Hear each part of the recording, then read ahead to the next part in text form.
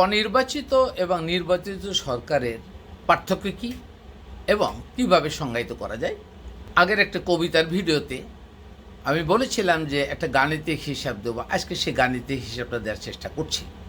বাংলাদেশের নির্বাচন যে পদ্ধতি, এই পদ্ধতিটাকে আমরা কি কোরআনের ভিত্তিতে স্ট্যান্ডার্ড মানদণ্ডের ভিত্তি ধরতে পারি? নিশ্চয়ই না।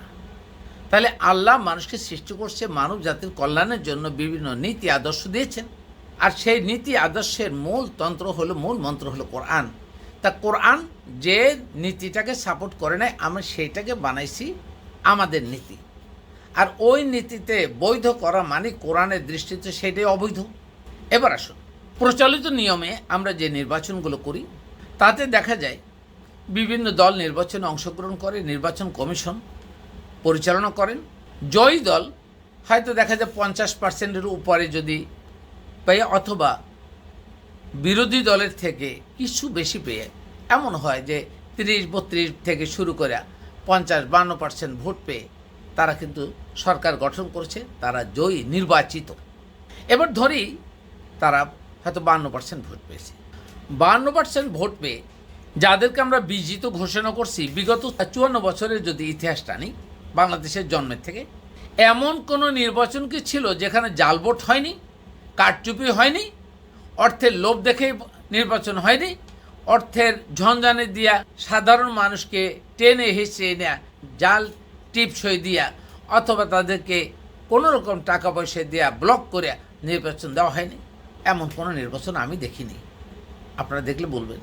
তবে আমার দেখা মতে এই যে জাল ভোট দেওয়ার হিরাহিরি, ছড়াছড়ি, টাকা পয়সার ছড়াছড়ি, এ দিয়া যদি 52% ভোট পেয়ে কোনো একটি দল সরকার গঠন করে, তার ভিতরে অন্তত 20% এই ধরনের জালিয়াতি, টাকা পয়সা, কারচুপি এর মাধ্যমে 20% ভোট আসছে। তাহলে ওই লোক বা ওই দল প্রকৃতপক্ষে ভোট পেয়েছে কত? 52 - 20 = 32%।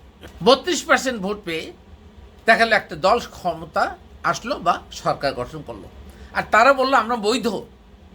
অথচ এই 32%-এর বাহিরে যে 58% লোক তাদেরকে সমর্থন দেয়নি, তারপর তারা বৈধতা পেল। এই বৈধতা হলো আমাদের বানানো বৈধতা। এবার দেখুন, দলীয় সরকার যেভাবে আসছে, যে নির্বাচনের মাধ্যমে, প্রহসনের মাধ্যমে আসছে, এটা বাদ দিয়ে আমরা এই বৈপ্লবিক সরকারের কথা যদি একটু চিন্তা করি, দেখুন তো 5ই আগস্টের আগে যেভাবে জনগণ পুঞ্জীবিত হলো, যোগ হলো, বিভিন্ন দলের লোকজন যেভাবে ফুঁসে উঠল, দীর্ঘদিনের অত্যাচার সহ্য করতে না পেরে একবারে ছাত্রদের আন্দোলনের সাথে তারা সম্পৃক্ত হইয়া একাত্মতা ঘোষণা করে তারা এই সরকারকে ক্ষমতাচ্যুত করলো। যখন ক্ষমতাচ্যুত করলো, তখন একটু চিন্তা করুন, তাদের 2% বাদ দিয়া 98% লোক জনসমর্থনের মাধ্যমেই কিন্তু এই সরকারকে হটানো হয়েছে, হাসিনা সরকারকে হটানো হয়েছে। বৈপ্লবিক একটা বিপ্লব আসলো, এই বিপ্লবের মাধ্যমে নূতন করে সরকার গঠন করলো। তাহলে ওই 2% যদি বাদ দেই, তাহলে হচ্ছে কি 98% জনসমর্থন নিয়ে এই ইউনূস সাহেবের সরকার আসছেন। প্রফেসর ডক্টর মোহাম্মদ ইউনূস সাহেবের সরকার নির্বাচিত হয়েছে 98% ভোটাধিকার নিয়ে। আর 2% যেটা ছিল না, তারাও মানুষের মধ্যে ছিল না, কারণ তাদের নেত্রী যখন পলায়ন করলো, তারাও পলায়ন পরও ছিল। তারা সমর্থন করেনি, বাট সমর্থন না করার সুযোগও নাই, কারণ ন্যায়কে ন্যায় করার মতো ন্যায্য অধিকারও তাদের ছিল না। তাহলে তাদেরকে গোনার বাহিরে আসতে হবে। তারা যদি এখন শাস্তিযোগ্য অপরাধ করে আছে, তাদের শাস্তি দেওয়া হয়, তাহলে তাদেরকে আর গণনায় আসবে না। যদি তাদেরকে গণনায় না হয়, তাহলে গাণিতিক হিসাব মতে 100% শতভাগ জনসমর্থন নিয়ে এই ডক্টর মোহাম্মদ ইউনূস সাহেবের সরকার। আপনারা তাকে অনির্বাচিত সরকার বলছেন, অথচ আপনারা সকলে মিলেই তো তাকে নির্বাচন করে সমর্থন পুষ্ট করে নিয়ে আসছেন। এখন কেন অনির্বাচন বলছেন? যারা অনির্বাচিত সরকার বলছেন, তারা এই সুধীজনদের এদের আইন কানুন বিচার অথবা মেন্টাল বহিঃপ্রকাশ পছন্দ করে না। তার মানে তারা শুদ্ধ জিনিসটা চান না, অশুদ্ধটা চান। অশুদ্ধটাকে নির্বাচনের মতো এই প্রহসনের মতো আপনার শুদ্ধ করতে চান। তারা অন্যায়টাকে ন্যায়ের আদলে ন্যায় ডাইসে ফেলে ন্যায় বানিয়ে নিতে চান, কিন্তু আপনি কি তা পারেন? কোরআন কি তা বলে? কোরআন ন্যায়কে ন্যায় বলবে, অন্যায়কে অন্যায় বলবে। সুতরাং যারা নিজেদেরকে মানুষ হিসাবে, জনকল্যাণের জন্য, মানবের কল্যাণের জন্য মানুষ হিসাবে আখ্যায়িত করতে চান, তারা ন্যায়কে ন্যায় বলবেন, অন্যায়কে অন্যায় বলবেন। অন্যায়কে ন্যায় বানিয়ে কাগজে কলমে সাজিয়ে আপনারা ন্যায় ঘোষণা করে বললেন এইটা বৈধ, এটা অবৈধ। তা বৈধ অবৈধের মাপকাঠিই তো করা হয়নি। সুতরাং আমরা চাই ডক্টর মোহাম্মদ ইউনূস স্যারের সরকার যেভাবে করছে, উনি যদি অন্যায় করে আমরা সকলে মিলে অন্যার পিছনে আবার লাগব। কিন্তু উনি যা করছেন এটা বাংলার ইতিহাসে আমার দেখা এই 54-57 বছরে আমি যা দেখেছি, আমি মনে করি আল্লাহ আমাদের জন্য একটি আশীর্বাদমূলক একটি ব্যক্তিকে পাঠিয়েছে, যিনি আমাদের এই দুর্দশা থেকে আমাদেরকে দেশটাকে রক্ষা করার জন্য আপ্রাণ চেষ্টা করেছে, লোভের ঊর্ধ্বে এসে।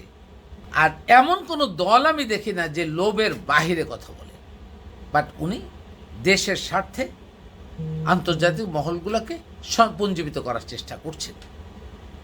কাজে আমরা ন্যায়কে ন্যায় বলার মাধ্যমে আমরা তার সমর্থন চাচ্ছি, এবং আমার ধারণা উনি যদি আমরণ উনি বাংলাদেশের উপদেষ্টা হিসাবে থাকে, তাহলে বাংলাদেশে এগিয়ে যাবে, বাংলাদেশ ডেভেলপ করবে, বাংলাদেশ সত্য প্রতিষ্ঠিত হবে, অন্যায় পরাহত হবে। বিভিন্ন স্থানে যারা অন্যায় সাপোর্ট দিয়ে বিভিন্ন কালোজয়ী আইনকে প্রতিষ্ঠা করার চেষ্টা করছেন, কালো অধ্যায়ের চেষ্টা করছেন, এখন করে যাচ্ছেন, তাদের প্রতি বিশেষ অনুরোধ, ভাই জনকল্যাণের জন্য দেশের স্বার্থে কাজ করুন। আগে অনেক কিছুই করছেন, যেহেতু নেতা খারাপ ছিল আপনারা করতে বাধ্য হয়েছেন। এখন তো কোনো শুদ্ধ নেতা পেয়েছি, এখন আমরা এই শুদ্ধ নেতার হাত ধরে তার হাতকে বলিয়ান করি, পুঞ্জীবিত করি, প্রত্যেকটা মানুষকে আমরা কাজে লাগাই। আমরা যত বেশি মানুষকে সম্পৃক্ত করতে পারবো তত বেশি বাংলাদেশ এগিয়ে যাবে ইনশাআল্লাহ। তাই জনকল্যাণের কাজ করার স্বার্থে আজকে প্রত্যেকের প্রতি আহ্বান জেনে আজকের বক্তব্য এখানে শেষ করছি। আল্লাহ হাফেজ।